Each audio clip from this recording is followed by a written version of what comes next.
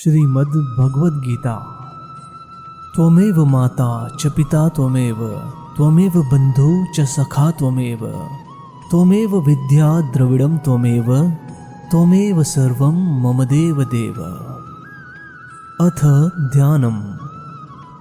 शान्ताकारं भुजगशयनं पद्मनाभं सुरेशं विश्वाधारं गगनसदृशं मेघवर्णं शुभांगं लक्ष्मीकान्तं कमलनयनं योगिभिर्ध्यानगम्यं वन्दे विष्णुं भवभयहरं सर्वलोकैकनाथं।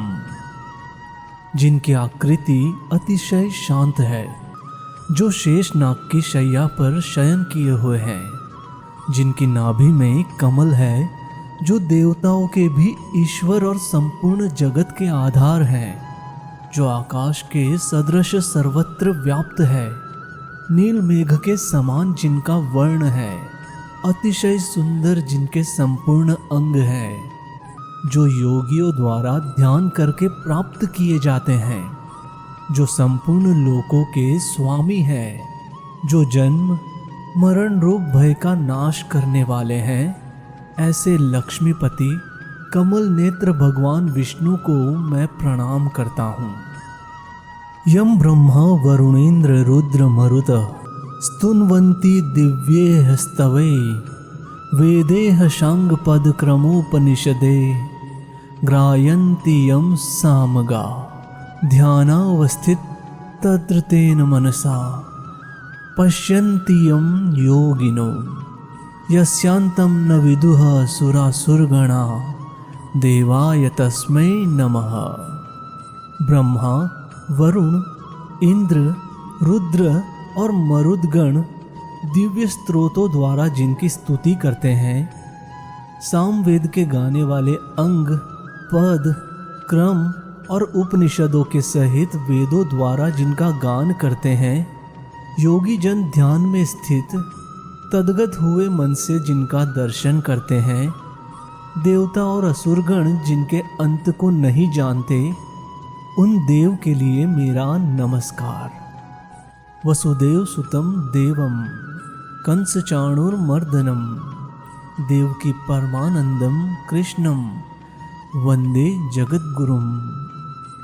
कंस और चाणूर का वध करने वाले देवकी के आनंद वर्धन वसुदेव नंदन जगत गुरु श्री कृष्णचंद्र की मैं वंदना करता हूँ।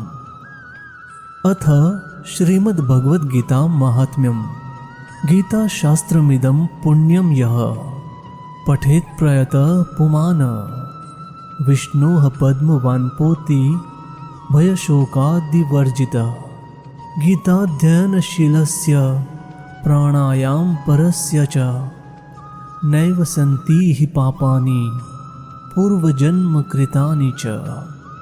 मलनिर्मोचनं पूसां जलस्नानं दिने दिने सकृन्दिताम्बसि स्नानं संसारमलनाशनं।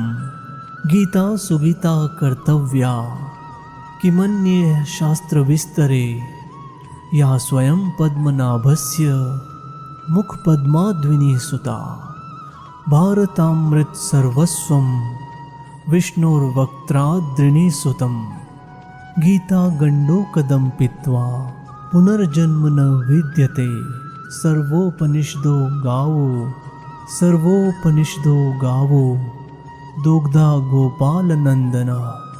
पार्थो वत्सः सुधीर्भोक्ता दुग्धं गीतामृतं महत। एकम शास्त्रम देवकी पुत्रम गीतमेको देवो देवकी पुत्र एव। एको मंत्रस्तस्य नामानि यानि कर्माप्येकं तस्य देवस्य सेवा। गीता महात्म्य। जो मनुष्य शुद्ध चित्त होकर प्रेम पूर्वक इस पवित्र गीता शास्त्र का पाठ करता है, वह भय और शोक आदि से रहित होकर विष्णु धाम को प्राप्त कर लेता है। जो मनुष्य सदा गीता का पाठ करने वाला है तथा प्राणायाम में तत्पर रहता है, उसके इस जन्म और पूर्व जन्म में किए हुए समस्त पाप निसंदेह नष्ट हो जाते हैं। जल में प्रतिदिन किया हुआ स्नान मनुष्य को केवल शारीरिक मल का नाश करता है, परंतु गीता ज्ञान रूपी जल में एक बार भी किया हुआ स्नान संसार मल को नष्ट करने वाला है। जो साक्षात कमलनाथ भगवान विष्णु के कमल मुख से प्रकट हुई है, उस गीता का ही भली भांति गान करना चाहिए। अन्य शास्त्रों के लिए विस्तार से क्या प्रयोजन है।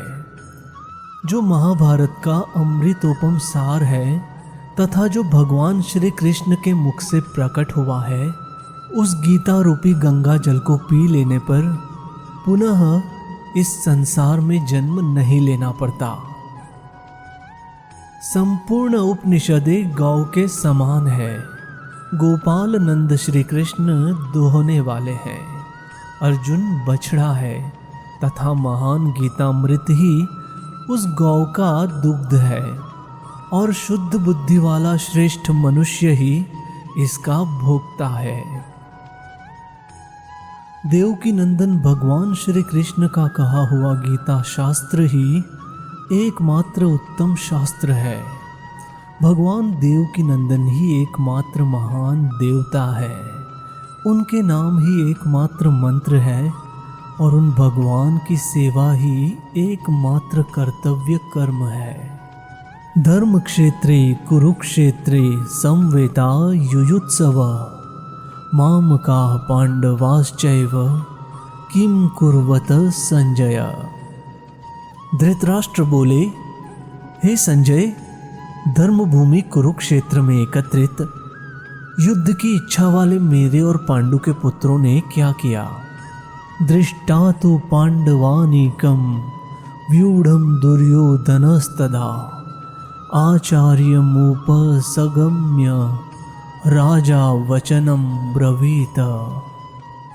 संजय बोले, उस समय राजा दुर्योधन ने व्यूह रचनात्मक पांडवों की सेना को देखकर और द्रोणाचार्य के पास जाकर यह वचन कहा, पश्येता पांडुपुत्राणाम माचार्य महतिम च मूम व्यूढ़ाम द्रुपेद पुत्रेण तव शिष्येण धीमता। हे आचार्य, आपके बुद्धिमान शिष्य द्रुपद पुत्र धृष्टद्युम्न द्वारा व्यूहाकार खड़ी की हुई पांडुपुत्रों की इस बड़ी भारी सेना को देखिए। अत्र शुरा महेश्वासा भीमार्जुनम समायुधि युयुधानो विराटश्च द्रुपदश्च महारथ दृष्टकेतुश्च कीतान काशीराजश्च वीर्यवान पुरुजित कुंती भोजनश्च शैबेश्च नरपुंडव युधामन्युश्च विक्रांत उत्तमोजाश्च वीर्यवान सौभद्रो द्रौपदेयाश्च सर्व एव महारथा। इस सेना में बड़े बड़े धनुषों वाले तथा युद्ध में भीम और अर्जुन के समान शूरवीर सात्यकी और विराट तथा महारथी राजा द्रुपद, धृष्टकेतु और चेकितान तथा बलवान काशीराज, पुरुजित, कुंतीभोज और मनुष्यों में श्रेष्ठ शैब्य, पराक्रमी युधामन्यु तथा बलवान उत्तमोजा, सुभद्रा पुत्र अभिमन्यु एवं द्रौपदी के 5 पुत्र, ये सभी महारथी हैं। अस्माकं तो विशिष्टा ये तांत्री बोध द्विजोत्तम नायका मम सैन्यस्य संज्ञार्थतान ब्रवीमिते। हे ब्राह्मण श्रेष्ठ, अपने पक्ष में भी जो प्रधान है उनको आप समझ लीजिए। आपकी जानकारी के लिए मेरी सेना के जो सेनापति हैं उनको बतलाता हूँ। भवान भीष्मश्च कर्णश्च कृपश्च समीति संजय अश्वत्थामा विकर्णश्च सौमदत्तिस्तथैव च। आप द्रोणाचार्य और पितामह भीष्म तथा कर्ण और संग्राम विजयी कृपाचार्य तथा वैसे ही अश्वत्थामा, विकर्ण और सोमदत्त का पुत्र भूरिश्रवा, अन्ये च बहवः शूरा मर्दथे त्यक्त जीविता नाना शस्त्र प्रहरणा सर्वे युद्ध विशारदा। और भी मेरे लिए जीवन की आशा त्याग देने वाले बहुत से शूरवीर अनेक प्रकार के शास्त्रास्त्रों से सुसज्जित और सब के सब युद्ध में चतुर है। अपर्याप्तम तदस्माकम बलम भीष्माभिरक्षितम पर्याप्तत्वेद में तेषाम बलम भीमाभिरक्षितम। भीष्म पितामह द्वारा रक्षित यह सेना सब प्रकार से अजय है और भीम द्वारा रक्षित इन लोगों की सेना जीतने में सुगम है। अयनेषु च सर्वेषु यथा भागम वस्थिता भीष्ममेवाभिरक्षन्तु भवन्त सर्व एव हि। इसलिए सब मोर्चे पर अपनी अपनी जगह स्थित रहते हुए आप लोग सभी निसंदेह भीष्म पितामह की सब ओर से रक्षा करें। तस्य संजय नयन हर्ष कुरु वृद्ध पितामह सिंहनादम विनद्योच्चै शंख दद्मो प्रतापवान। कौरवों में वृद्ध बड़े प्रतापी पितामह भीष्म ने उस दुर्योधन के हृदय में हर्ष उत्पन्न करते हुए उच्च स्वर से सिंह की दहाड़ के समान गरज कर शंख बजाया। ततः शंखाश्च भैर्यश्च पड़वान कगोमुखा सहसेवाभ्यहन्यन्त सशब्दस्तु मूलो भवत्। इसके पश्चात शंख और नगाड़े तथा ढोल मृदंग और नरसिंह आदि एक साथ ही बज उठे। उनका वह शब्द बड़ा ही भयंकर हुआ। ततः श्वेतैर्हये युक्ते महति स्यन्दने स्थितो माधव पांडवैश्चैव दिव्यो शंखो प्रदद्मतु। इसके अनंतर सफेद घोड़ों से युक्त उत्तम रथ में बैठे हुए श्री कृष्ण महाराज और अर्जुन ने भी अलौकिक शंख बजाए। पाश्चजन्यम ऋषिकेशो देवदत्तम धनंजय पौंड्रम दद्मो महाशंख भीमकर्मा वृकोदर। श्री कृष्ण महाराज ने पाश्चजन्य नामक, अर्जुन ने देवदत्त नामक और भयानक कर्म वाले भीमसेन ने पौंड्रक नामक महाशंख बजाया। अनंत विजयम राजा कुंती पुत्रो युधिष्ठिर नकुलः सहदेवश्च सुघोषमणि पुष्पकम। कुंती पुत्र राजा युधिष्ठिर ने अनंत विजय नामक और नकुल तथा सहदेव ने सुघोष और मणिपुष्पक नामक शंख बजाए। काश्यश्च परमेश्वास शिखंडी च महारथ दृष्टद्युम्नो विराटश्च सात्यकीश्चापराजित द्रुपदो द्रौपदेयाश्च सर्वश पृथिवीपते सौभद्रश्च महाबाहो शंखान् दद्मु पृथक पृथक। श्रेष्ठ धनुष वाले काशीराज और महारथी शिखंडी एवं धृष्टद्युम्न तथा राजा विराट और अजय सात्यकी, राजा द्रुपद और द्रौपदी के पांचों पुत्र और बड़ी भुजा वाले सुभद्रा पुत्र अभिमन्यु, इन सभी ने हे राजन सब ओर से अलग अलग शंख बजाए। सघोषो धार्तराष्ट्राणाम हृदयानि व्यदारयत् नभश्चै पृथ्वीं चैव तुमुलो व्युदुनादयन्। और उस भयानक शब्द ने आकाश और पृथ्वी को गुंजाते हुए धार्तराष्ट्रों के अर्थात आपके पक्ष वालों के हृदय विदीर्ण कर दिए। अथ व्यवस्थितान् दृष्टा धार्तराष्ट्रान् कपिध्वज प्रवर्ते शस्त्र संपाते धनुरुद्यम पांडव। ऋषिकेशम तदा वाक्य मीदमाह महीपते सेनयोरुभयोर्मध्ये रथम स्थापय मेच्युत।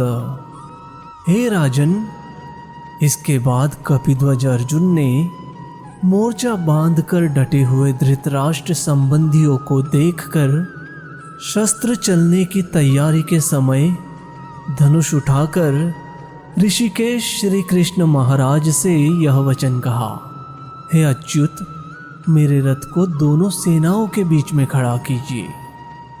यावदेता निरीक्षेऽहं योद्धुकामानवस्थितान् कैमया सह योद्धव्यम् अस्मिन् रणसमुद्यमे। और जब तक कि मैं युद्ध क्षेत्र में डटे हुए युद्ध के अभिलाषी इन विपक्षी योद्धाओं को भली प्रकार से देख न लूं कि इस युद्ध रूपी व्यापार में मुझे किन किन के साथ युद्ध करना है, तब तक उसे खड़ा रखिए। योत्स्यमाना नवेक्षहं यत्रेत्र समागता धार्तराष्ट्रस्य दुर्बुद्धेर्युधे प्रिय चिकीर्षवः। दुर्बुद्धि दुर्योधन का युद्ध में हित चाहने वाले जो ये राजा लोग इस सेना में आए हैं, इन युद्ध करने वालों को मैं देखना चाहता हूँ।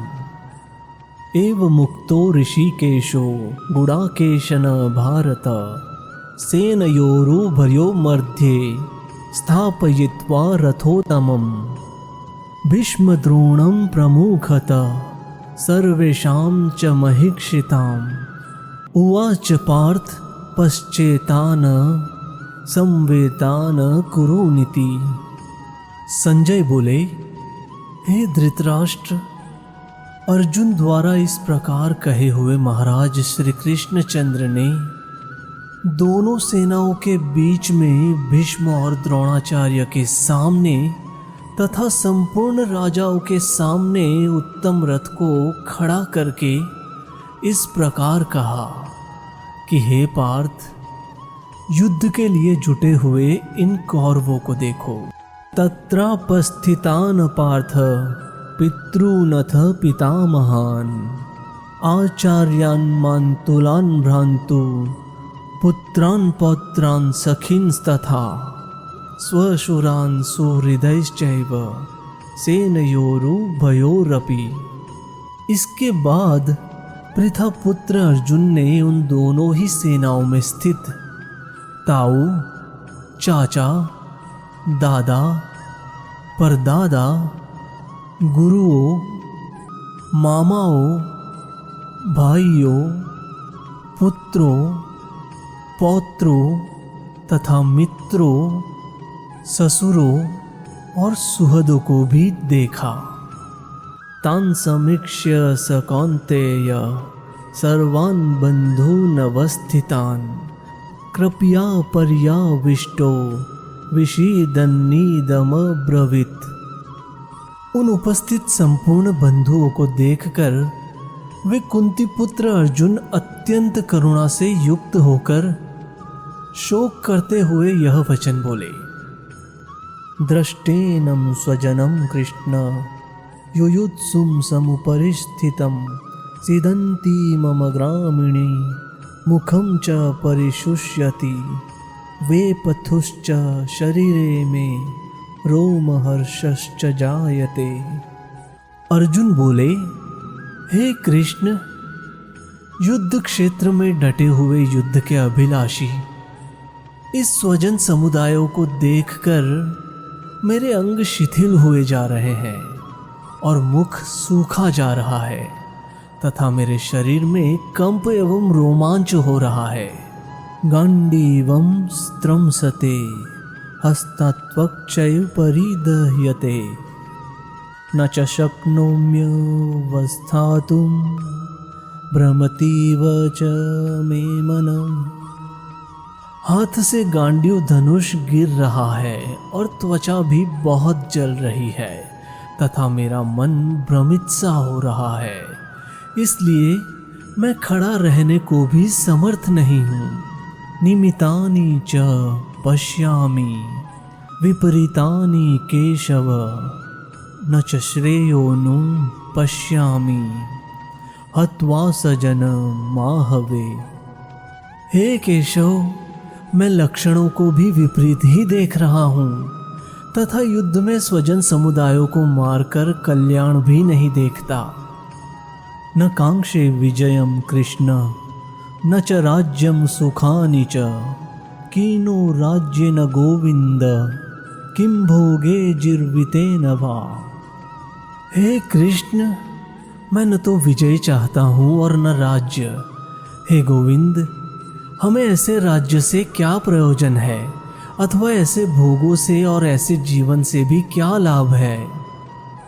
येषामर्थे कांक्षितम नो राज्य भोगा सुखानि च तैमेव स्थिता युद्धे प्राणां त्यक्त्वा धनानि च। हमें जिनके लिए राज्य भोग और सुखादि अभिष्ट है, वे ही सब धन और जीवन की आशाओं को त्याग कर युद्ध में खड़े हैं। आचार्य पितरः पुत्रा तथैव च पितामहा मातुला श्वशुरा पौत्रा शालाः संबंधिनस्तथा। गुरुजन, ताऊ चाचे, लड़के और उसी प्रकार दादे मामे ससुर पौत्र साले तथा और भी संबंधी लोग हैं। एतान्न हन्तुमिच्छामि न तोपि मधुसूदन अपि त्रैलोक्य राज्यस्य हेतुः किं नु महि कृते। हे मधुसूदन, मुझे मारने पर भी अथवा तीनों लोकों के राज्य के लिए भी मैं इन सबको मारना नहीं चाहता। फिर पृथ्वी के लिए तो कहना ही क्या है। निहत्यर्धार्थ राष्ट्रान्न का प्रीतिः स्यात् जनार्दन पापमेवाश्रये दस्मान हत्वेतानाततायिन। हे जनार्दन, धृतराष्ट्र के पुत्रों को मारकर हमें क्या प्रसन्नता होगी। इन आतताइयों को मारकर तो हमें पाप ही लगेगा। तस्मन् नरः वयन् हन्तु धार्तराष्ट्रान् स्वबान्धवान् स्वजनं हि कथं हत्वा सुखिनः स्याम माधव।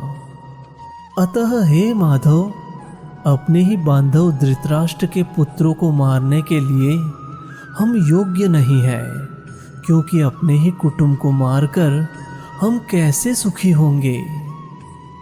यद्यप्येते न पश्यन्ति लोभोपहत चेतस कुलक्षय कृतं दोषम मित्रदोहे च पातकम कथम न ज्ञेयमस्माभिः पापादस्मार्निवर्तितुं कुलक्षय कृतं दोषम प्रपश्यर्दिर्जनार्दन। यद्यपि लोभ से भ्रष्टचित हुए ये लोग कुल के नाश से उत्पन्न दोष को और मित्रों से विरोध करने में पाप को नहीं देखते, तो भी हे जनार्दन, कुल के नाश से उत्पन्न दोष को जानने वाले हम लोगों को इस पाप से हटने के लिए क्यों नहीं विचार करना चाहिए। कुलक्षये प्रणश्यन्ति कुलधर्मा सनातना धर्मे नष्टे कुलम कृतस्नम धर्मो भी भवत्युत। कुल के नाश से सनातन कुल धर्म नष्ट हो जाते हैं। धर्म के नाश हो जाने पर संपूर्ण कुल में पाप भी बहुत फैल जाता है।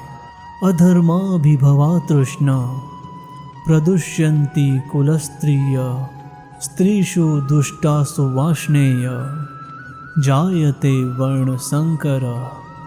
हे कृष्ण, पाप के अधिक बढ़ जाने से कुल की स्त्रियां अत्यंत दूषित हो जाती हैं, और हे वाष्णेय, स्त्रियों के दूषित हो जाने पर वर्ण संकर उत्पन्न होता है। संकरो नरकायैव कुलज्ञानां कुलस्य च पतन्ति पितरो येषां लुप्तपिंडोदकक्रिया। वर्ण संकर कुल घातियों को और कुल को नरक में ले जाने के लिए ही होता है।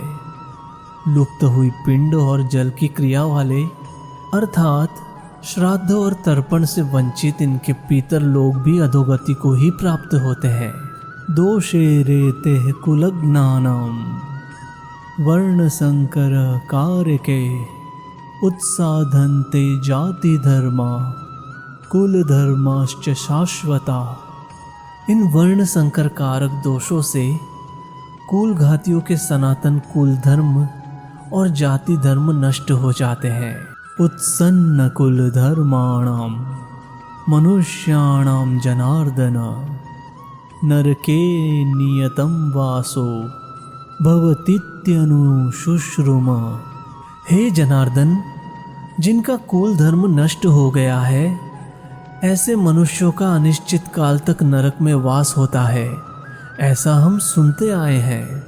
अहो बत महत् पापम कर्तु व्यवसिता वयम यद्राज्य सुख लोभेन हंतुम स्वजन मुद्यता। हाँ शोक, हम लोग बुद्धिमान होकर भी महान पाप करने को तैयार हो गए हैं, जो राज्य और सुख के लोभ से स्वजनों को मारने के लिए उद्धत हो गए हैं। यदि माम प्रतीकारम शस्त्रम शस्त्रपाणय धर्तराष्ट्रारणे हन्युस तन्मे क्षेमतरम भवेत्। यदि मुझ शस्त्र रहित एवं सामना न करने वाले को शस्त्र हाथ में लिए हुए धृतराष्ट्र के पुत्र रण में मार डाले, तो वह मारना भी मेरे लिए अधिक कल्याणकारक होगा। एव मुक्त्वार्जुन संख्ये रथोपस्थ उपाविशत् विसृज्य ससरम चापम शोक संविग्रमानस। संजय बोले, रणभूमि में शोक से उद्विग्न मन वाले अर्जुन इस प्रकार कहकर बाण सहित धनुष को त्याग कर रथ के पिछले भाग में बैठ गए।